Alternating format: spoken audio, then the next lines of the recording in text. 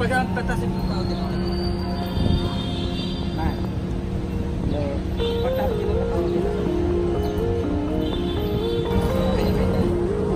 guys, so ayun, we experienced an earthquake. According dun sa property manager, it was a 5.2. According to the internet, it was a 5.7 sa epicenter, which is where? Zambales. So pinababa lahat ng mga residents, occupants ng condo. And right now, andito lang kami sa may driveway, sa may labas. Nagda-damage assessment pa sila before giving a clear. And I think they're also waiting to see if ever may mga aftershocks pa. So, ayun, tambay-tambay lang muna tayo dito. Medyo nakapag-impake ng mga important valuables so far. Ito meron na yatang announcement.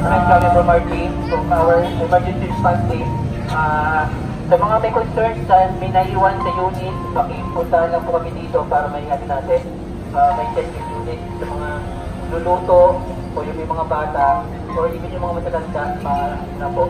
Papuntahan lang sa amin para mapunta dito. Nag-start lang po yung assessment. Ayan. So as for the record,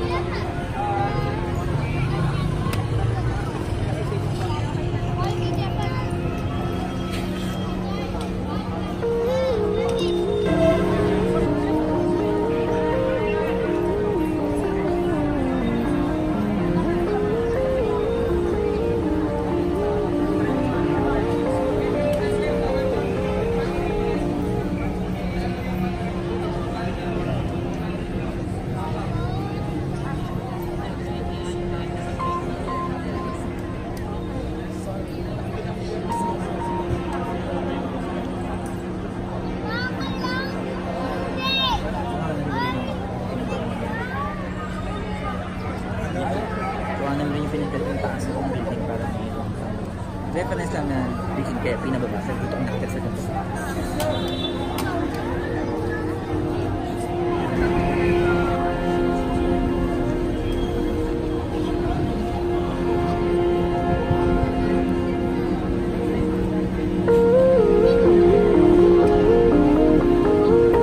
Ayun guys, so nakabalik na tayo dito sa unit namin. Wala namang nasaktan so far.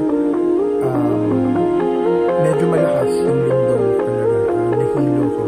It took me a while bago to get myself composed and go down the building from the time na they ordered an emergency evacuation of everybody in the condo. No?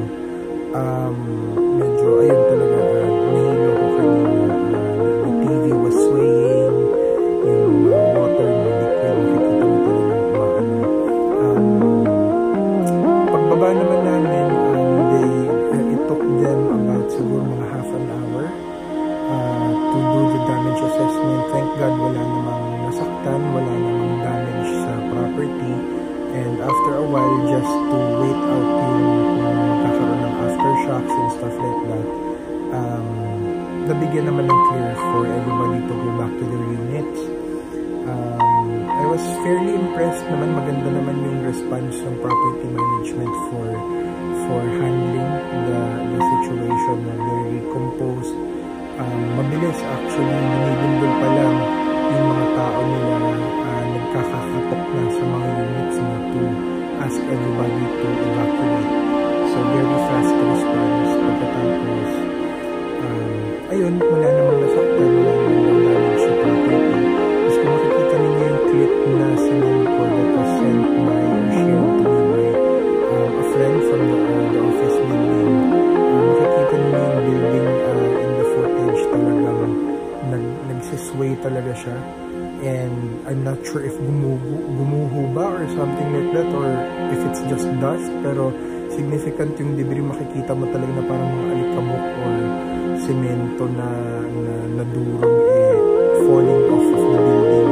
So hopefully wala namang nasaktan, and hopefully there wasn't that much of damage dun sa building na yun. I hope everybody is safe, na wala namang nasaktan sa inyo. Ayun. So it's April 22nd, 2019. The earthquake started, or naramdaman namin yung earthquake around 5:12 p.m. So ayun, sana everybody is safe, and God bless everybody.